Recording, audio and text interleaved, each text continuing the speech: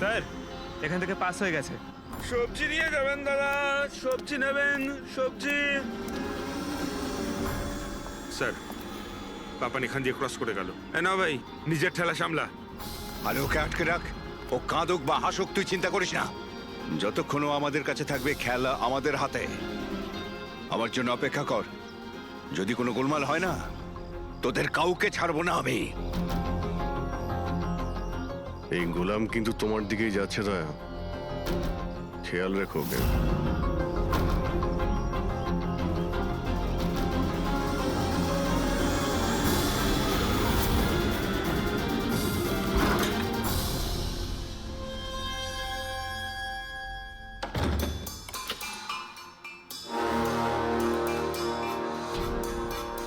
আমার ইনভিটেশনটা কেমন লাগলো ভরত স্যার? দেখুন, আপনারা যেই হন না কেন, আমাকে আর আমার ছেলেকে ছেড়ে দিন। আমি আপনাদের কাছে ক্ষমা প্রার্থনা করছি, ক্ষমা। ওকে ওকে ফাইন, একটা কাজ করুন, আমাকে আপনি এখানে রেখে দিন, কিন্তু কিন্তু আমার ছেলেকে ছেড়ে দিন। আমার তোমাকেও দরকার নেই, তোমার ছেলেকেও নয়। আমি চাই শুধু বিবেক স্যারের বিল পাস করো। বিবেক স্যার খুশি তো আমিও খুশি। সেটা পসিবল নয়। আমি ইন্ডিয়ান মিনিস্ট্রির একটা এমপ্লয়ি, মানছি সমস্ত কন্ট্রাক্ট আমার হাতেই পাস হয়, কিন্তু এভাবে আমি কোনো কোম্পানির কন্ট্রাক্ট কি করে পাস করবো? হয় না। মিস্টার ভরত, তুমি কি ঘটনার গুরুত্বটা বুঝতে পারছো না? তোমার ছেলের সাথে কি ঘটতে পারে এটা তুমি স্বপ্নেও ভাবতে পারবে না। স্বপ্নে তুমিও ভাবতে পারবে না যে তোমার সঙ্গে এখন কি হবে। স্যার, আমি মিনিস্ট্রির তরফে কাজ করছিলাম। যতগুলো ডিল ইন্ডিয়ার তরফ থেকে হয় তার সমস্ত কটার ইনচার্জ আমিই স্যার। চীন এবং জাপানি কোম্পানিগুলোর কাছে নিজের দেশে নিলামের কার্যালয় ছিল স্যার, কিন্তু সমস্ত ভারতীয় দর ওদের কাছে স্যার। কোনো বিদেশি কোম্পানিও কি কন্ট্যাক্ট পেয়েছিল? না স্যার, এ ব্যাপারে সকলের সমান অধিকার আছে, কারণ ভারতীয়দের কাছে চিপ লেবার আর র মেটেরিয়াল ইজিলি অ্যাভেলেবেল। সেই জন্য অন্য বিদেশি কোম্পানিতে কন্ট্রাক্ট পাওয়া মুশকিল ছিল স্যার। স্যার, এই নিলামের ব্যাপারটা তো বুঝতে পেরে গেছি। এই বিবেক নিলামটাকে নিজের ফেভারে করার জন্য ওর ছেলেকে কিডন্যাপ করিয়েছে, কিন্তু বিবেককে কে মেরেছে আর কেন? এই কাজটা নিশ্চয়ই কোনো ইন্ডিয়ান কোম্পানি করেছে, যে বিবেকের কম্পিটিটর ছিল। এই জন্যই হয়েছে এই সমস্ত কিছু। ওই লিস্টটা আপনি নিয়ে এসেছেন, যেখানে বিবেক ছাড়া অন্য কারো নাম হ্যাঁ রয়েছে? স্যার, যেমন আপনি বলেছিলেন স্যার, তো প্রত্যেকের নাম এই লিস্টে আছে sir. Thank you. Kartik, Bibek, এই দুজন ছাড়া কার্তিক, রমেশ, শিবানী, রনি আর নবীন। আচ্ছা মিস্টার ভরত, এদের মধ্যে আপনার কাকে মনে হয় যে বিবেকের বিরুদ্ধে নিলাম ডাকত সব থেকে বেশি? স্যার, মানে এরকম কোনো লোক যে বিবেক এই বিট জিতলে দুঃখ পাবে কিংবা ওর কোনো ক্ষতি হবে? স্যার, এমন তো দুজন লোক হওয়া সম্ভব, রনি আর নবীন। রনি আর নবীন? তাহলে দেখা করো, এই রনি আর নবীনকে জিজ্ঞাসাবাদ করো। জানা তো যাবে এমন কে আছে যে সামনে না এসেও খুন করতে পারে।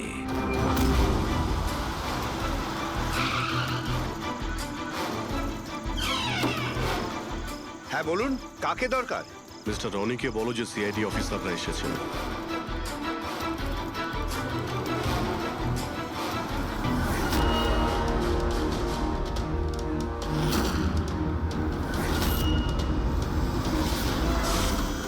স্যার লাইট বন্ধ হয়ে গেল। আমি আমি আমি না দেখছি কি মিস্টার কারণে রনি, হলো। আপনি বাইরে যাবেন না, আপনি এখানেই দাঁড়ান প্লিজ। আপনাকে কেউ মারতে চাইছে, মনে হচ্ছে সেই খুনি। সিকিউরিটি! রনি, আপনি এখানেই থাকুন। সিকিউরিটি! স্যার এখানে কেউ আছে। কেউ আছে? স্যার এখানে। কে এখানে? কে এখানে? মিস্টার রনি, আপনি এখানেই থাকুন। স্যার আমি দেখছি। দেখো Pankaj! Oh no, Ronnie! Sir, স্যারের কি হলো? এক minute, he is no more. তুমি কি বাইরে কাউকে পালাতে দেখলে? না স্যার, স্যার আমি যখন জাংশনে গেলাম, গিয়ে লাইট অফ করতেই দেখলাম গেটের পাশে দ্বিতীয় সিকিউরিটি পড়ে রয়েছে। তারপর ভেতরে এলাম স্যার। Hello sir. স্যার, আমরা রনিকে বাঁচাতে পারলাম না। He is dead. এটা কিভাবে হতে পারে অভিজিৎ? খুন তোমার সামনে হয়েছে আর তুমি বলছো খুনিকে তুমি দেখতেই পাওনি? হ্যাঁ স্যার, শুনে তো আগে আমাদের বিশ্বাসই হয়নি স্যার, কিন্তু আমরা তো নিজের চোখে দেখলাম কেউই ছিল না স্যার। তার মানে একদম বিবেকের খুনের মতন। হ্যাঁ স্যার। এটা কি ধরনের খুনি স্যার, যে আছে কিন্তু দেখতে পাওয়া যাচ্ছে না? সেটাই তো। কিন্তু আমি শিওর যে ওখানে ছায়ার মতো কিছু দেখেছিলাম, একেবারে অদ্ভুত রকমের। আই মিন, এক্সপ্লেন করা খুবই মুশকিল, কিন্তু সালুকে ওই ফটো থেকে কিছু বের করতে পারলে? বস, চেষ্টা তো করছি, হয়তো কিছু পেয়ে যাব। কিন্তু একটা কথা ঠিক, এই খুনটাও সেইভাবে হয়েছে যেমনটা এর আগের বার হয়েছে। এই দেখো বস, এই দেখো এই ছবিটায় হালকা মতো আলোকিত জায়গাটায় কিছু অন্য কথা বলছে, ছায়ার মতো, বিনা আকারের। এটা কি সেটা কিছুতেই বুঝতে পারছি না। ডক্টর সালুখে, আমি তো আগে থেকেই বলছিলাম এটা নিশ্চয়ই কোনো আত্মা।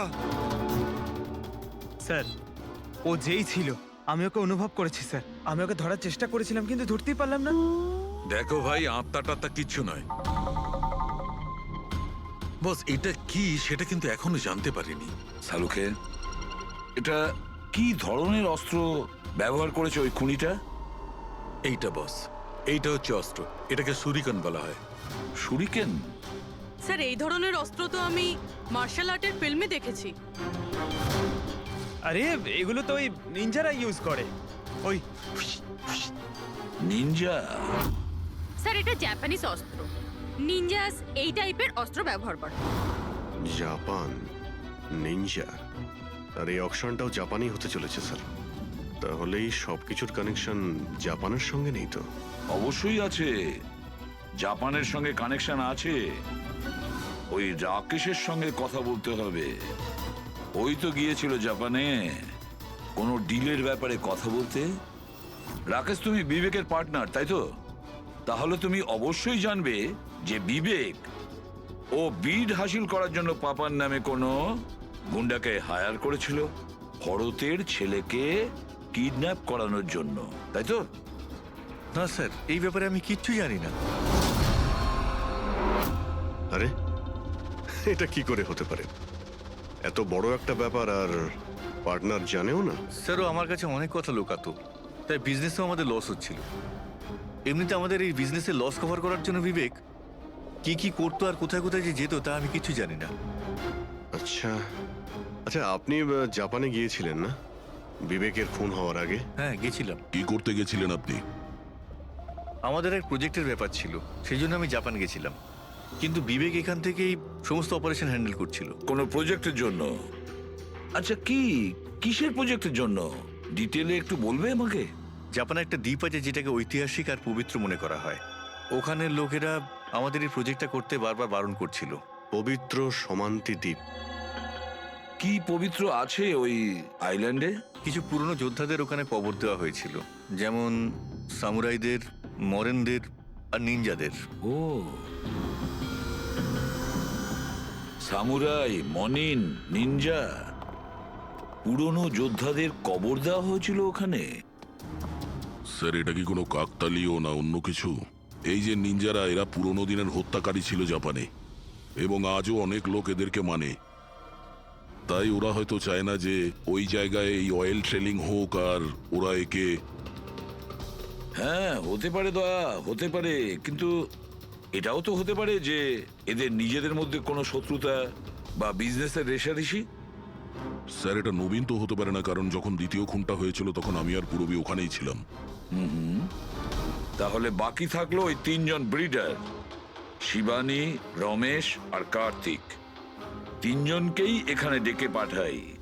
কার্তিক, রমেশ, শিবানী, তাহলে তোমরা তিন ভারতীয় ছিলে বিবেকের সঙ্গে বিট করার জন্য জাপানে। কিন্তু ডিলটা তো আমরা পাইনি। আর সেই কারণেই বিবেক আর রনির খুন হয়েছে। কার্তিক, আপনি কোথায় ছিলেন যখন এদের দুজনের খুন হয়? স্যার, আমি তো মিটিংয়েই ছিলাম, আপনি এমপ্লয়ীদের কাছে জিজ্ঞেস করতে পারেন। আর রমেশ? স্যার, আমি সামাজিক মানুষ, আর স্যার এর প্রমাণ সেই অফিসার। আর স্যার যে মুহূর্তে খুন হয়েছিল আমি ওনার সাথেই ছিলাম স্যার। তাহলে এটাও তো হতে পারে, তাই না, যে এই খুন তোমরা করিয়েছিলে? স্যার আমরা কেন খুন করাবো স্যার? সবাই তো নিজের নিজের ভাগ্যেই করে খায়। আর ডিল হয়নি তো কি হয়েছে স্যার? কখনো না কখনো কোনো না কোনো ডিল তো হয়েই যাবে। আচ্ছা শিবানী দেবী, আপনি কোথায় ছিলেন যখন এই খুনগুলো হয়? স্যার আমি জাপানে গেছিলাম। আচ্ছা, কি করতে গেছিলেন আপনি জাপানে? স্যার একটা প্রয়োজন পড়ে গেছিল। কি বললেন? তা সেটা কি শুনি? স্যার কিছু বিদেশি কোম্পানি আমাদের ভারতীয় কোম্পানিগুলোর ব্যাপারে অপপ্রচার করছিল। সেই কারণে ভারতীয় কোম্পানিগুলোর চিন্তা বেশ বেড়ে গেছিল। তাই আমরা ওদের চিন্তা ওখানে দূর করতে গেছিলাম আর এটা বলতে গেছিলাম যে ভারতীয় কোম্পানি সব থেকে বেস্ট। আর এমনিতেও স্যার আমরা বিটস গুলো উইথড্র করে নিয়েছি, তো আমরা কেন মারতে যাব? আর বিটস উইথড্র করার কোনো বিশেষ কারণ? স্যার কারণ শুধু একটাই যে আমরা নিজেদের জীবনে এসে বাজে বাজে টেনশন চাই না। আর স্যার আমরা কোনো রকমের রিস্ক নিতে চাই না। স্যার আমরা স্যার যা পাচ্ছি তাতেই আমরা সকলেই ভালো আছি।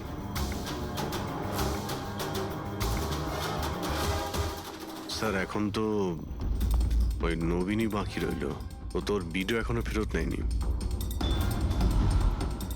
তাহলে ওই আবার এইসব করেনি তো? তবে এটাও তো হতে পারে যে পরবর্তী শিকার নবীন নিজে। নবীন, তুমি ভিট কেন ক্যান্সেল করলে না যখন সবাই পিছিয়ে এলো? এভাবে কি করে আমি পিছিয়ে আসতে পারি?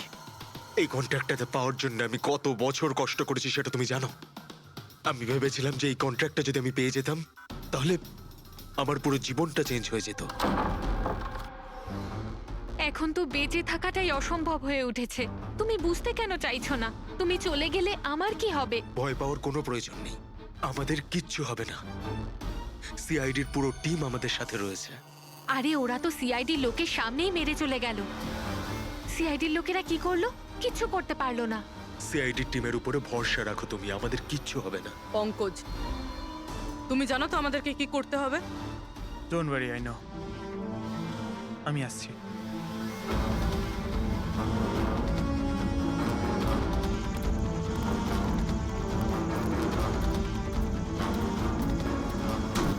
এটাই সেই জাংশন বক্স যার জন্য এত কিছু হচ্ছে। আজ দেখেই ছাড়বো এটা কে। এই জায়গাটা ঠিকঠাক।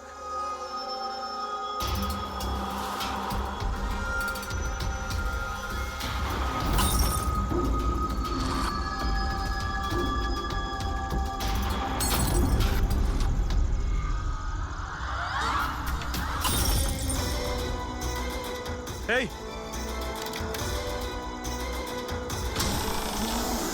এই হ্যাঁ, কে ওখানে?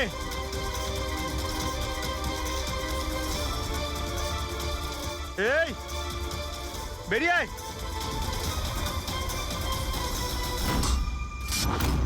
নবীন, লাইট অফ হয়ে গেল কেন? তোমার কিচ্ছু হবে না। না না না, মনে হয় চলে আমি বলছি তো এসেছে কিচ্ছু ওরা। হবে না। কিচ্ছু হবে না। আরে এত ভয় প্লিজ পাচ্ছ কেন? প্লিজ রিল্যাক্স হয়ে চুপ যাও। করো।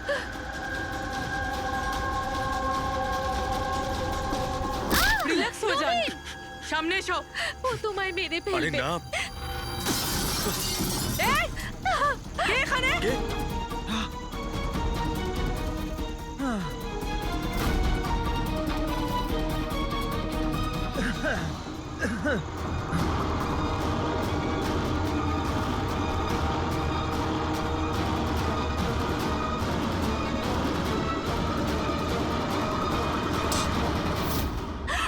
আপনারা ঠিক আছেন? হ্যাঁ,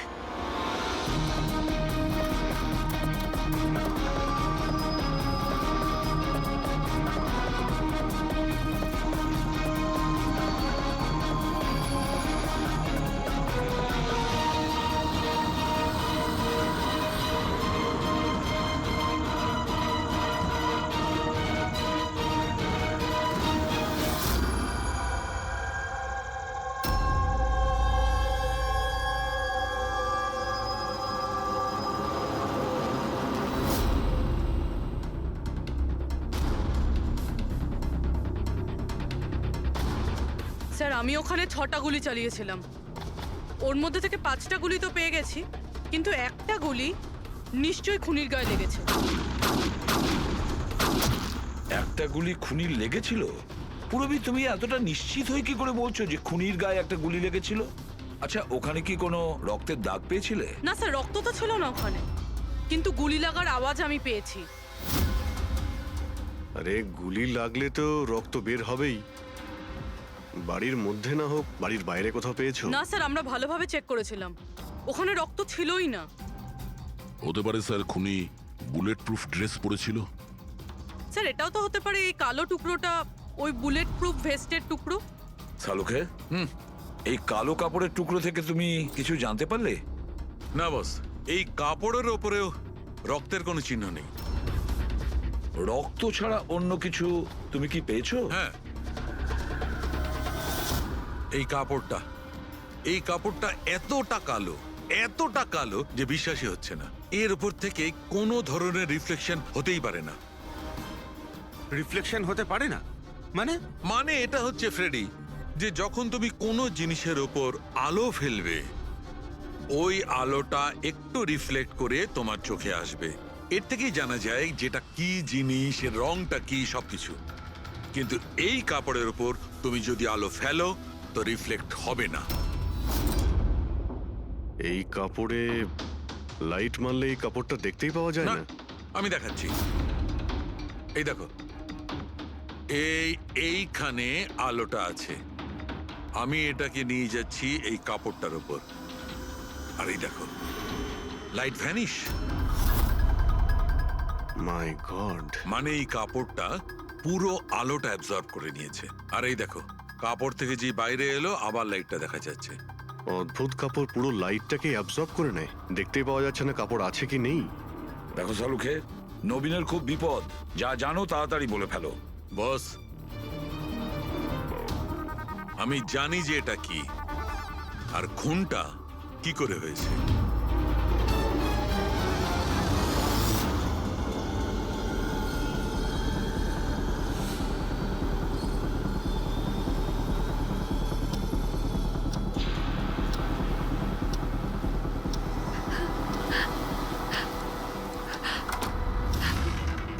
শিখা, কি হয়েছে তোমার? এত চিন্তিত লাগছে কেন তোমায়? তোমার কিচ্ছু হবে না, রিল্যাক্স করো। কি করে রিল্যাক্স থাকবো? তোমার কিছু হয়ে গেলে তবে? আরে বাবা, আমি তো বললাম যে আমাদের কিচ্ছু হবে না। নবীন, আবার লাইট অফ হয়ে আরে গেল। আরে, কিচ্ছু আমার হবে খুব না, ভয় করছে। কেউ নবীন, আসছে না। কি হবে? আরে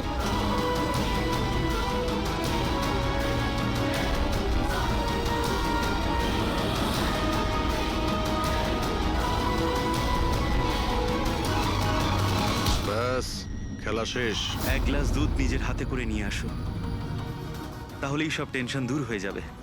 আচ্ছা, তাই নিয়ে আসছি। Please, thank you.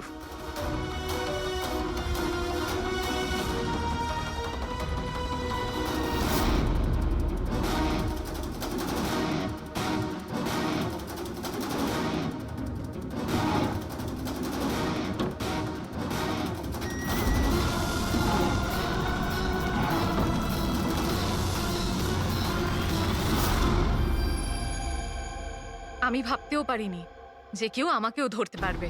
আমরাও এটা ভাবতে পারিনি যে একজন স্ত্রী নিজের স্বামীকে খুন করতে পারে। অপরাধী যত বুদ্ধি দিয়েই অপরাধ করতে চাক, কোথাও না কোথাও যে কোনো ভাবেই ওর ভুল হয়ে যায়। আমি তো কোনো ভুল করিনি, তাও আপনারা আমাকে ধরে ফেলেছেন। না না, তুমি ভুল করেছো। এই কাপড়টা পরে তুমি খুব বুদ্ধিমতীর মতো কাজ করেছো, কিন্তু এই কাপড়ের টুকরো আমরা জানালার মধ্যে পেয়ে যাই। আর জালনায় আটকে যাওয়া ওই কাপড় আমাদের কাছে প্রমাণ হয়ে গেছে, আর ওই কাপড়ের জন্যেই তুমি আমাদের হাতে ধরা পড়লে। আপনি কোন কাপড়ের কথা বলছেন স্যার? আমি এইটার ব্যাপারে আগে শুধু শুনেছিলাম বস। আমি ভাবতে পারিনি যে এটা ব্যবহার করা যেতে পারে, তাও ঠিক এইভাবে। এটা যে যে লোক তৈরি করেছে তারা নিজেদের মতো এটার নাম দিয়েছে। তবে একটা কথা ঠিক, এটা এই পৃথিবীর সব থেকে কালো জিনিস। আমি তো কিচ্ছু বুঝলাম না। সোজা কথায় ব্যাপারটা হলো এই ফ্রেডি, যদি এই কাপড়ের কেউ স্যুট তৈরি করে পরে ফেলে সেই লোকটাকে চোখে দেখা যাবে না ততক্ষণ পর্যন্ত, যতক্ষণ না ওর আশপাশের সমস্ত আলো এলিমিনেট না হয়ে যায়। ওকে দেখা যাবে না। আর যদি দেখা যায় তাহলে শুধু একটা আকার দেখা যাবে, একটা ছায়া, সেটাও কোনো রূপ ছাড়া। একটা 3D থেকে 2D তে বদলে যাওয়ার আরে প্রক্রিয়া। স্যার, কোনো তো লাইট আছে যাতে এটা দেখা যায়। এরকম কোনো আলো নেই, না ইনফ্রারেড লাইট, না ইউভি লাইট, না লাইট স্পেকট্রাম। অভিজিৎ, নবীনকে বলো যে ওই বিড যেন উইথড্র না করে, আর এই ইনফরমেশন সব জায়গায় ছড়িয়ে দাও। স্যার এই খবরটা রটে গেলে আবারও অ্যাটাক হতে পারে।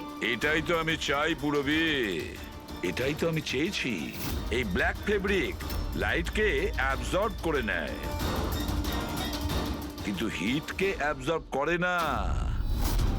হিটকে তো রিফ্লেক্ট করবেই। আমরা খুনিকে ধরবো থার্মাল ভিশন দিয়ে।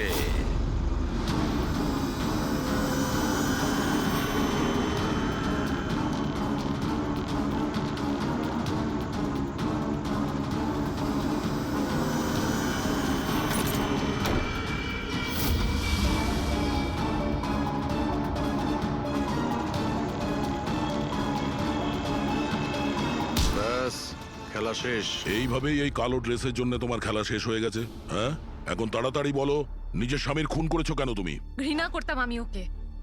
ওর বউ বলতেও আমার নিজেকে লজ্জা লাগতো। কেন? এমনও কি করেছিল যাতে তুমি ওকে এত ঘৃণা করতে? এই যে ব্যবসাটা ছিল, আমার বাবাই ওকে দিয়েছিল। এত বড় এম্পায়ার দাঁড় করিয়ে দিল ওকে, আর ও সেটা ধুলোতে মিশিয়ে দেওয়ার চেষ্টা করছিল। গুন্ডাদের দিয়ে সমস্ত কন্ট্রাক্ট আদায় করত। তার মানে তুমি বলতে চাইছো যে ও নিজেই ওর বিজনেসটাকে খারাপ করে দিচ্ছিল? করছিল না, করে দিয়েছিল। আমার ফ্যামিলি ব্যাংকারাপসির মধ্যে পড়ে গেছিল। বিজনেস খারাপ চলছিল তো ওর সাথে তুমি কথা বলতে, ওকে বোঝাতে পারতে। ওকে প্রাণে মেরে ফেললে। আমি ওকে বোঝানোর চেষ্টা করেছিলাম, কিন্তু ও বোঝেনি। আর বাধ্য হয়ে আমাকে এই স্টেপটা নিতে হয়। আমাকে আমার সন্তানদের কথা ভাবতে হতো। ওদের তো আমি না খাইয়ে মারতে পারবো না। সেই জন্যই পুরো বিজনেসটা তুমি তোমার হাতে নিয়ে নিয়েছো। হ্যাঁ, আমি জাপানের একটা কোম্পানিকে অ্যাপ্রোচ করেছিলাম লুকিয়ে লুকিয়ে। ছোট ছোট কন্ট্রাক্ট আর টাকার বদলে আমি ঠিক করি যাতে আমার কোম্পানির ওপর কোনো বাধা নিষেধ না খাটে। আর সেই জন্যই আমি আমার পথের কাঁটাদের এক এক করে মারতে শুরু আর করি। তাদেরকে মারার জন্য এমন একটা অস্ত্র ব্যবহার করেছো যেটা নিনজারা ইউজ করে? হ্যাঁ, এসব করে তুমি কি পেলে? জেল। যে সন্তানদের জন্য তুমি এই অপরাধের রাস্তা নিলে, এখন তো তারা অনাথ হয়ে যাবে।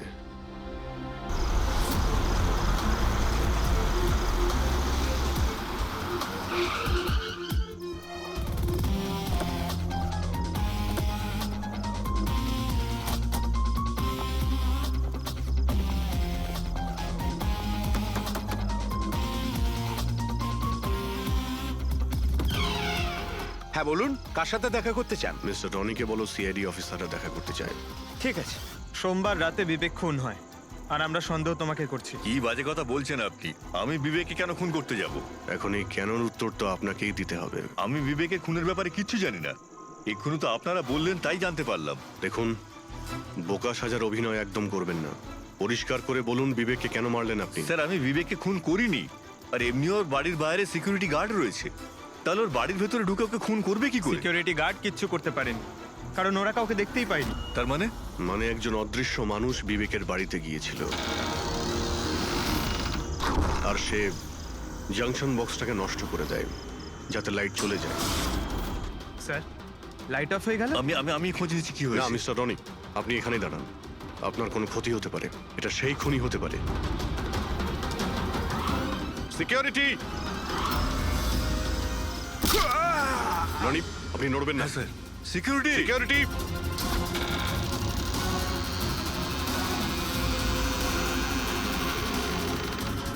কে ওখানে? স্যার, এই স্যার, হ্যাঁ, এখানে? এই, কে এখানে? কেউ ছিল এখানে? কে এখানে? কাউকে দেখতে পেলে? রনি, আপনি এখানেই থাকুন। সিকিউরিটি, লাইট অন করো। স্যার, আমি বাইরে দেখছি। ও নো, পঙ্কজ!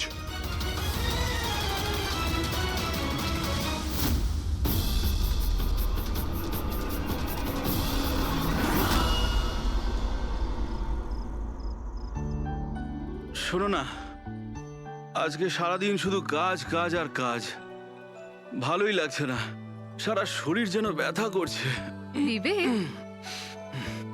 24 ঘন্টা যদি ভাবো তাহলে লোড তো পড়বেই। যখন এত বড় বিজনেস করছি তাহলে তো ভাবতেই হবে, তাই না? একটু ভেবেচিন্তে কাজ করলে মাথায় একটু চাপটা তো কম পড়বে।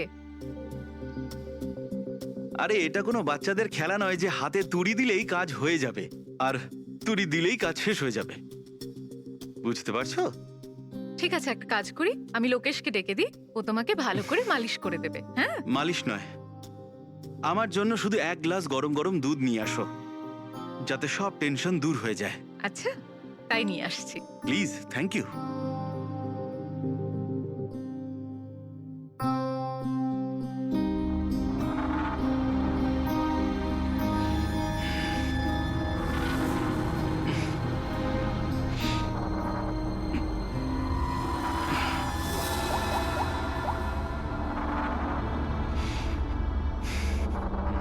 বলুন বিবেক স্যার। সব ঠিকঠাক আছে? হ্যাঁ স্যার, সব ঠিক আছে, হুম। একদম ট্র্যাকে আছে। কাজ হয়ে যাবে তো? আপনাকে কথা দিয়েছি স্যার, কাজ হয়ে যাবে। যেটা তোমার ঠিক মনে হয় সেটাই তুমি করো, তোমার পুরো স্বাধীনতা আছে, কিন্তু কাজটা ঠিক করে করবে। আপনি চিন্তা করবেন না স্যার, ও তৈরি হয়ে যাবে। ওকে তৈরি করা তো আমার বাঁ হাতের কাজ। গুড।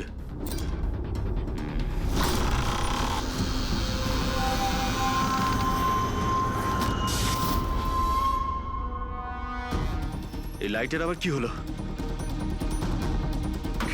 কি গো, কোথায় গেলে তুমি? কি হলো, কথা বলছো না কেন? হঠাৎ করে লোডশেডিং কেন হলো? লোকেশ, বিনা, কে কে এখানে? বিনা, মজা করো না কিন্তু। দেখো, আমি কিন্তু অন্ধকার ভয় পাই না। বিবেক স্যার, বিবেক স্যার, স্যার কোথায় আপনি? লোকেশ, বিনা, লোকেশ তাড়াতাড়ি আসো, রুমের মধ্যে কেউ আছে। বিবেক স্যার, দরজাটা খুলুন স্যার। বিবেক স্যার, বিবেক স্যার,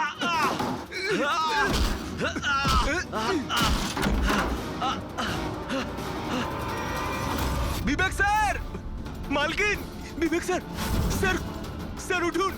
এ কি হলো স্যার আপনার? বিবেক স্যার,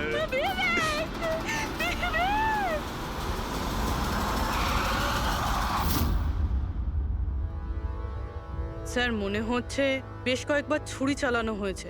এই দেখুন, কেটে যাওয়ার আর ছুরি গেঁথে যাওয়ার চিহ্ন রয়েছে। আঘাতের চিহ্ন দেখে তো মনে হচ্ছে এটা ছুরির আঘাত নয়, অন্য কিছু দিয়ে খুন করা হয়েছে। এমন কেন মনে হচ্ছে স্যার আপনার? এই দেখো, এই যে আঘাতের যে চিহ্ন দেখতে পাচ্ছ, একদম সমান সমান, একই সাইজের, আর এটা খুব বেশি গভীরও নয়। যদি ছুরি দিয়ে আঘাত করতো তাহলে বড় হতো, গভীর হতো, আর প্যাটার্নটাও এরকম হতোই না। মানে স্যার ছুরির মতোই এটা একটা ছোট অস্ত্র, আর ওকে বারবার মেরে খুন করেছে। তাই তো মনে হচ্ছে ভাই। আপনি কোথায় ছিলেন যখন এই খুনটা হয়েছিল? স্যার, আমি নিচে নিজের ঘরে ছিলাম। যখন স্যারের গলার আওয়াজ পেলাম তখন ছুটে ওপরে এলাম। অনেকবার দরজা ভাঙার চেষ্টা করলাম কিন্তু পারলাম না স্যার। আর ভিতর থেকে স্যার বারবার চেঁচাচ্ছিল খুব জোরে। তারপরে দরজা ভেঙে যখন ভেতরে গেলাম আর আমি দেখলাম যে... যখন দৌড়ে ভেতরে এসেছিলেন তখন আপনি খুনিকে দেখেননি? এটাই তো অদ্ভুত ব্যাপার স্যার, কাউকে দেখতেই পেলাম না। ভিতর থেকে দরজা বন্ধ ছিল? হ্যাঁ স্যার।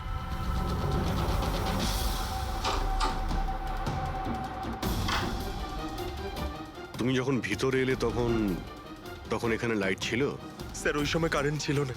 তারপরে আমি দরজা খুলে ভিতরে গিয়ে দেখলাম কারেন্ট এসে গেছে। অদ্ভুত ব্যাপার স্যার, এ আবার কেমন খুনি যাকে লাইটেও দেখা যায় না, এ আবার আত্মা। এটাও তো হতে পারে যে যখন ঘরের মধ্যে অন্ধকার ছিল সেই সুযোগে খুনি পালিয়ে গেছে। স্যার এটা কোনোভাবেই সম্ভব না স্যার। যদি খুনি অন্ধকারের মধ্যে দরজার বাইরে যেত তাহলে আমি দেখতে পেতাম, কাউকে দেখতে পাইনি স্যার। এখান থেকে বাইরে যাওয়ার তো আর কোনো রাস্তা দেখতেও পাচ্ছি না। সেটাই তো, রুম থেকে বাইরে বেরোনোর একটাই রাস্তা, সেটা হলো এই দরজাটা। দরজা ভেতর থেকে বন্ধ ছিল আর লোকে সেই দরজাটাকে খুলেছে। আর ও তো এসে খুনিকে দেখেনি। অদ্ভুত ব্যাপার।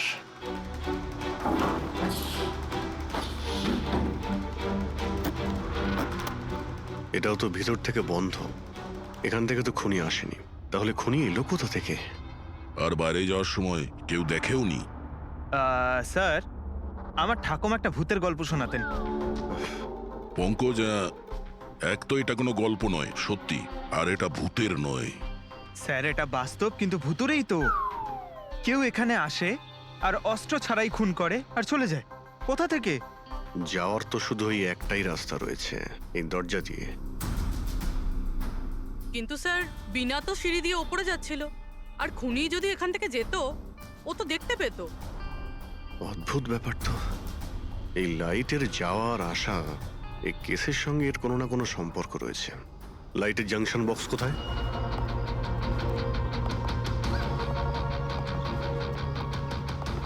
স্যার, এটাই সেই বক্সটা।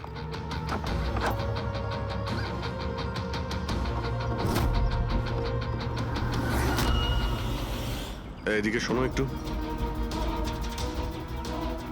কালকে তুমি ডিউটিতে ছিলে? আমি তো গেটে ছিলাম স্যার। তুমি গেটে থাকতেও কেউ বাড়িতে ঢুকে খুন করে চলে গেল, তুমি বুঝতেও পারলে না? দেখুন স্যার, আমি ডিউটিতে অ্যালার্ট থাকি। কেউ ভেতরেও আসেনি, কেউ বাইরেও যায়নি। অ্যালার্ট? তাহলে খুনি হাওয়াতে ভেসে এলো আর হাওয়াতেই উড়ে গেল? হ্যাঁ, এই লাইট সুইচ অফ করেছিল কে এখান থেকে? জানি না স্যার, হঠাৎই অফ হয়ে গেল। আমি ভেবেছিলাম ফিউজ উড়ে গেছে। আচ্ছা, কোনো স্পার্ক ফাক হয়েছিল এই জাংশন বক্সে? না স্যার, কোনো স্পার্ক হয়নি। কারেন্ট চলে গেল, আর যখন এই লাইট চলে গেল আমি জাংশন বক্সে এলাম, দেখলাম বাকি সব ঘরে লাইট রয়েছে, আমাদের ঘরেই নেই। দেখলাম জাংশন বক্স খোলা, এখানকার সুইচ অফ হয়েছিল। আমি অন করলাম স্যার, আর যখনই অন করলাম লাইট চলে এলো। কেউ তো এসেছিল এখানে, যে এই বক্সের তারগুলোকে কেটে দিয়েছে। বিবেকের বউ বিনা, ওর কাছেও জিজ্ঞাসা করে নি।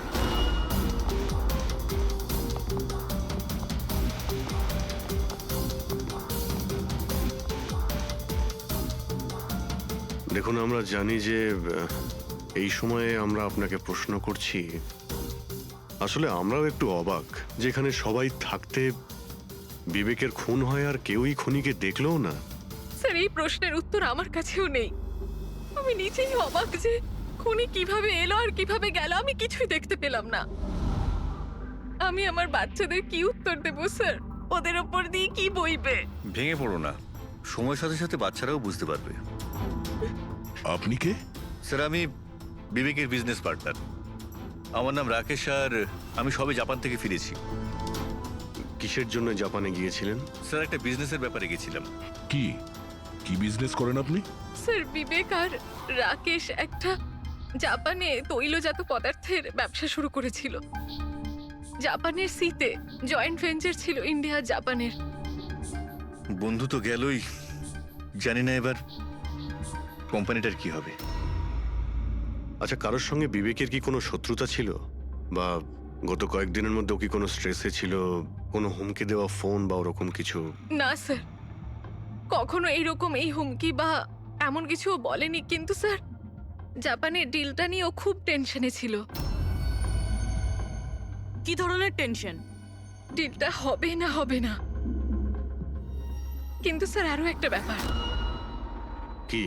স্যার, কিছুদিন আগে বিবেক একজন খুব অদ্ভুত মানুষের সাথে দেখা করছিল। আরে আপনি চিন্তা করবেন না, আপনি আমাকে ভরসা করেছেন, আপনার কথা রেখেছেন, আমিও আপনার কথা পুরোপুরি রাখবো। পুলিশ যেন কোনোভাবে ধরতে না পারে। স্যার, আমার নাম পাপান, আমাকে ভরসা করতে পারেন। বিশ্বাস আছে বলেই তোমাকে কাজটা দেওয়া হয়েছে। ব্যাস, এবার পাপ্পানের খেলা দেখুন। পাপ্পান? দেখুন, আপনি যা বলছেন তাতে আমাদের মনে হচ্ছে যে এই পাপ্পান কোনো আসামি ছিল, আর প্রত্যেক আসামিরই রেকর্ড আছে আমাদের কাছে। আপনি ওর ছবি দেখলে চিনতে পারবেন তো? হ্যাঁ স্যার।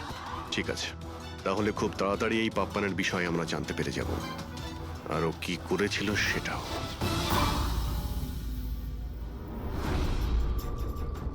তোমাদের সন্দেহ একদম ঠিক বস, এই খুনটা ছুরির দ্বারা হয়নি। তাহলে কোন অস্ত্র দিয়ে হয়েছে, যেটা কেউ দেখতে পায়নি? এমনকি লোকেশ নিজেও সেই অস্ত্র দেখতে পায়নি। হ্যাঁ বস, অস্ত্রও চোখে পড়েনি, আর আশ্চর্যের ব্যাপার হচ্ছে খুনিকেও কেউ দেখেনি। এটাই তো রহস্য স্যার। খুন হয়েছে খুনিকে দেখাই যায়নি। আঘাত ছুরি দিয়ে করার মতো, কিন্তু ছুরি দিয়ে খুন হয়নি। ধাঁধা তো অবশ্যই অভিজিৎ, আর এই ধাঁধাকে সলভ করার জন্য তোমাদের সবাইকে অনেক পরিশ্রম করতে হবে। দেখো বস, আমরা তো আত্মায় বিশ্বাস করি না, কিন্তু সায়েন্সের দ্বারা অনেক কিছু করা সম্ভব। আমার মনে হচ্ছে কোনো মডার্ন সায়েন্সের টেকনোলজি এখানে ব্যবহার করা হয়েছে এই খুনে। হাইটেক খুনি। হাইটেকই হবে, না হলে না দেখতে পাওয়া খুনি লাইটস অফ করার কি দরকার? মানছি খুনি হাইটেক, কিন্তু কোথাও না কোথাও আঙুলের ছাপ তো রেখে গেছে ও। নিশ্চয়ই আছে। তার মানে স্যার, আমরা ক্রাইম সিন থেকে যে আঙুলের ছাপগুলো এনেছিলাম তার মধ্যে একটা ছাপ নিশ্চয়ই খুনির হবে। হওয়া উচিত ছিল দা, কিন্তু আফসোসের কথা হচ্ছে হয়নি। তোমরা যতগুলো ফিঙ্গারপ্রিন্টস নিয়ে এসেছো সেখানে শুধু একটাই ওর স্ত্রীর ফিঙ্গারপ্রিন্টস আছে, যেটা একদম ক্লিয়ার। আর অন্য ধরনের ফিঙ্গারপ্রিন্টস গুলো সব স্ম্যাশড, একদম নষ্ট হয়ে গেছে। মনে হচ্ছে যেন কেউ গ্লাভস পরে দরজাটা খুলেছে আর বন্ধ করেছে। পুরো প্ল্যানিং করে খুন করা হয়েছে, যাতে কোনো প্রমাণ না থাকে। একটা কাজ করি আমরা, ওই বিবেকের বাড়িতে যে কয়জন লোক আছে ওদের প্রত্যেকের আলাদা আলাদা স্টেটমেন্ট নিতে হবে। সবাইকে জিজ্ঞাসাবাদ করো যে সেই রাতে এক্সাক্ট কি হয়েছিল। খুনি অন্ধকারের সুযোগ নিয়েছে, আর আমরাও অন্ধকারে লক্ষ্যভেদ করব। স্যার, যখন খুন হচ্ছিল তখন ওই খুনি ভেতরেই ছিল স্যার। যেই বিনা বাইরে গেছিল ওকে খুন করে দেয়। এই থিওরি হতে পারে পঙ্কজ, যদি লাইট না অফ হতো তো। তাহলে স্যার দুজন খুনি আছে, একজন লাইট অপারেট করে আর একজন খুন করে। হ্যাঁ, কিন্তু যে লাইট অফ করলো সে কোথায় ছিল? ওখানে তো গার্ড দাঁড়িয়ে ছিল। ও বলল যে না কাউকে ভিতরে আসতে দেখেছে আর না কাউকে বাইরে যেতে দেখেছে। কিন্তু যখন বিনা বাইরে গেছিল তখনও দরজা খোলা দেখতে পায় স্যার। দরজার উপরে ওর আঙুলের ছাপ পাওয়া যেতে পারে স্যার। খুনি খুবই চালাক। ডক্টর সালুকে বললেন না, এই রুমের মধ্যে আমরা একটাও ফিঙ্গারপ্রিন্ট পাইনি, একটাও। ও হ্যান্ড গ্লাভস পরেছিল স্যার, সেই জন্য হয়তো পাওয়া যায়নি। হ্যান্ড গ্লাভস তো পরেই ছিল। বিবেকের বডি এখানে পড়েছিল, মানে ও এখানে দাঁড়িয়েছিল। এক মিনিট, তুমি এখানে দাঁড়াও তো। খুনি যখন ভিতরে ঢুকেছিল তখন দরজা খোলা ছিল। যখনই লাইট অফ হয় খুনি ভিতরে আসে, সে দরজা বন্ধ করে। অন্ধকারের মধ্যে সে বিবেককে খুন করে দেয়, কারণ যখন লোকেশ বাইরে আসে তখন এই দরজা ভিতর থেকে বন্ধ ছিল। হ্যাঁ স্যার, খুনি ভেতরেই ছিল স্যার। কারেক্ট। আর যখনই লোকেশ দরজা খুলে ভিতরে ঢোকে, খুনি চুপ করে এখান থেকে বেরিয়ে চলে যায়। কিন্তু যদি খুনি এখান থেকে গিয়ে থাকে তাহলে লোকেশ তো এখানেই দাঁড়িয়ে ছিল, ওর তো দেখা উচিত ছিল খুনিকে। লোকেশ তো বললো যে শুধু এখানে বিবেকের বডি পড়েছিল, খুনিকে তো দেখতে পাইনি। স্যার, এই লোকেশ না মিথ্যে কথা বলছে স্যার। আমার তো মনে হচ্ছে না। ইন্টারোগেশনের সময় বড় বড় মিথ্যেবাদীরা না কাঁপতে থাকে, ওদের জিভ জড়াতে থাকে। আমার তো মনে হচ্ছে না ও মিথ্যে বলছে। তাহলে কে সেই লোক? বিনা অনুভব করেছে, লোকেশ অনুভব করেছে কিন্তু দেখেনি। না, দেখিনি।